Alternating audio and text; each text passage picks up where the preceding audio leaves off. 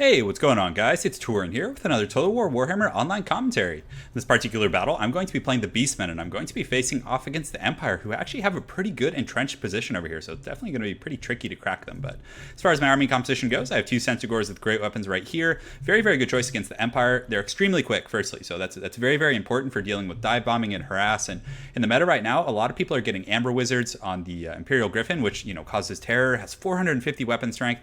It's essentially like another legendary lord. Hits like an absolute truck, and they don't actually bring any abilities. They simply bring the Arcane Conduit to get their regeneration, and then they use the Lore of Light or Jade Wizards or other things like that. So very, very tough to deal with. But having these really fast cav in conjunction with the poison on the Warhounds is really good, because again, if they land for a split second, the Hounds are able to wrap them up, and then the Centaurs with their 96 or 90 plus move speed can catch them. It's very hard for them to get away at that point, so I really like those guys. Aside from that, just frontline of Gore Herds. These guys are very, very good against Empire infantry, because most of the time Empire isn't going to bring greatswords. They're going to bring spears, they're going to bring halberds, things like that, and these guys are shielded, so they can take the missile fire. And they have pretty fair stats across the board. They're extremely quick also, with 40 plus move speed, so they can cut through spears pretty quickly. So like these guys quite a bit. So my entire front line is made up of those guys. I do have a Bray Shaman with the lore of Beast. I always get those confused, but lore of Beast just with Flock of Doom. I didn't go too crazy. I just decided to bring one. Didn't want to like spam two. I think that's a little bit obnoxious. On top of that, I do have Morker the Shadowgave, who's just an absolute gangster with his kind of claw arm over here. Staff of Ruinous Corruption, as well as the Spirit Essence of Chaos, both great choices. And also, the Empire is definitely very keen on hero sniping, especially with the Amber Wizard and the General of the Empire kind of working in tandem with one another. And Morker, he's immune to psychology, which is really nice, so he's not going to get terrified, and he does have regeneration. So if you take like a huge beating, you can recover from it. Whereas with other lords, they're just going to put you out of the game. So aside from that, I do really, really like to get two Ungors over here. So what I do with the Ungors usually is I kind of sneak them around the flank. So I'll come around over here, I'll position them on the hill, and then just shoot downward. Because again, if I'm shooting from this angle over here on these guys, the guys over here, these Free Company Militia or handgunners or whatever it is he has, they won't be able to reach me, and I'm going to have a 2 versus 1 situation on his missiles. And against lightly armored missiles like handgunners, the Ungors can actually do pretty well. And with stock, you can usually get a pretty advantageous situation. It's still a little bit risky against Empire, because again, they do have that flying kind of scouting. Lastly, I do have 2 Gorebulls and a group of Harpies, just to have some utility. So for my opponent, he actually has a ton of Spearmen. So Spearmen everywhere, but they are pumped up to gold chevrons. As you can see, these ones, just all of them have at least 2 gold chevrons.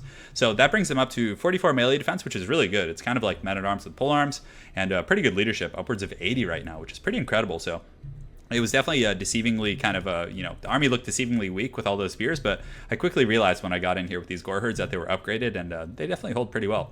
So aside from that, he has a bunch of handgunners on the hill, which are very good at sniping out Gorebulls, and they do well enough damage against, cav and things like that. So, and this map is perfect for this build, because he has this like perfect slope here where these guys can defend. I can't fly over because he has an air force, and he just gets an excellent arc of fire. So I'm going to need to be very aggressive with my cav and hopefully get in that back line. So handgunners back here and spears. So that's pretty much it for his whole army, just handgunners and spears. And again, that flying goon squad that is so popular with the Empire. He does have a light wizard with nets, actually. So, and the Amber Wizard, again, for the Arcane Conduit and the Terror, as well as the General of the Empire with the potion. So I like his build quite a bit. And also on this map, it's going to be pretty strong. So without further ado, let's get right down to business. So what I ideally want to do with these Harpies is kind of feign in as if I'm going to, not oppress, but get in there and do a little bit of work on those handgunners. And hopefully he'll allocate one of these huge expensive flying units to dealing with it, which is great, because then I can simply fly it away, from the battle, and he'll, be wasting a lot of time rather than dive bombing my lord or doing other things like that. So you can see, as soon as he starts chasing me with that Amber Wizard, I just turn and fly the other direction now. Harpies do have 88, or how much move speed do they have? Let me go ahead and check. So their move speed is about 82, and this guy is actually 90, so he will catch me eventually. But I actually don't mind, trading this, because he only has 50 armor, and the Harpies hit quite hard. I will lose that, but still I'm going to do some pretty decent damage. So on that same coin, I am posturing up my Ungors right here to start firing down the line, and you can see that I actually use my cav in tandem with them, because again, if I am discovered here and he decides to dive, I will have, these hounds and other things like that. But I mistakenly run too close, and I actually take a ton of free fire, which is really unfortunate. So I lose 4 hounds, and they are actually shaken right away, which is very, very tough. So I am moving in my missiles to start shooting at some of these handgunners here, which is going to be great. So they're just now discovered, so my opponent is now aware of them, but I do have my cav nearby as well as 2 Gorebulls, so he's probably going to be a little bit hesitant to engage. What I should have done is I was microing elsewhere, but having them stacked on one another sometimes gets them obstructed, but still they get some decent fire on these handgunners. But he does pull back wisely and is able to mitigate that initial fire. So I'm taking some missile fire in my front line. You can see my Gore Herds here got their shields up, and they're very actually resilient against missile fire. So you can see like 2 or 3 full volleys go off on this group of Gore Herds, and they're still confident, and they're mitigating a lot of that damage, which is great. But still very, very good positioning for my opponent, and he's doing a very good job. So You can see he's posturing up his Lord here just to help deal with these cav, but my missiles are in pretty good position now. So these gore herds are going to run in here, but now I'm able to shoot in and do some good work against these handgunners. You can see it does a ton of HP damage and also a Flock of Doom going down there as well. So in the back, I'm just trying to get to his guys back here and bait him into an engagement. It looks like he's going to use a net of Amnitok, I think. So he does net me down, which is pretty tough, but I do have 2 GOREBULLs coming as well as these other groups, so I did stagger the approach. So my opponent jumps in on them, you know, considering they're netted, but I did keep this other group in reserve of these hounds. I didn't send them in all at once, but still I'm taking a ton of handgunner fire, but I do have my Ungors retaliating and doing some great work over there. So right now, the 2 GOREBULLs are going to jump on this General of the Empire, as well as these poison hounds, and when I poison him, it's going to be very tough, and GOREBULLs are fast when they're charging especially. So I get in there, I'm able to do some good contact. You can see his leadership drops down to 19 for a second, and I do some massive burst damage. And this is exactly what I was talking about, guys, using the poison warhounds and their speed just to deal with that Empire dive bombing. Unfortunately, he is able to route me off and also pull some spears from auxiliary, but those GOREBULLs are just aggressive. They're just going to keep pushing through, and the hounds are actually staying really long, which is essential. So my opponent already popped his potions and used all of his goodies, so that was a great start for me so far.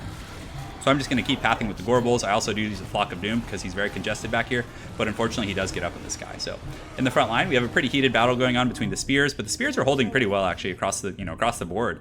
Generally, if you didn't have the chevrons, they would be crumbling pretty quickly here, and you can also see Morgher in here is pretty scary, but I didn't have the Staff of Ruinous Corruption cooldown yet because again, we engaged pretty quick, and you do have to wait before using that. So my opponent being very patient, keeping some spears and auxiliary, which is pretty good because if I tried to sneak around with anything, he can run them up the hill or use them, wherever they're needed. So over here in the back, my hounds and other units have come back, and my harpies did fight this Amber Wizard, and they did take quite a bit of damage, but still, they still have 19 models, and they're able to keep him out of the battle for quite some time. So the Amber Wizard is going to jump on the GOREBULLs. My opponent, very, very well played, was actually able to net them, so pretty solid stuff, and you can see he's going to start cycle charging, which again is very, very effective here. So thankfully, my cav did come back, 25 models here, and then also still 48 on the hounds here, so I'm able to charge, and I just wanted to finish off these handgunners that were routing, and pretty good value, because again, I figured his General of the Empire was too beat up to really help. He does land his Light Wizard over here to harass some of my missiles, which is a pretty good play for sure, because again, they're not terribly threatened. So over here, I do get some Chaos Spawn charging in. They're going to do some pretty good work, and now that I do have the Chaos Spawn online, it's going to be a big change, because my GOREBULLs were kind of getting locked down and netted and surrounded by all these spears, which was really tough, because he just had so many, high quality spears. But now that the Chaos Spawn are able to come in here and just absolutely mash on these handgunners and these other units, it's going to be a big turning of the tide in the battle. You can see they take pretty massive damage right out of the gate. So it's Chaos Spawn against lightly armored units, and the Chaos Spawn also helped those Gore Herds break through, which is really bad, because now his back line is pretty severely compromised.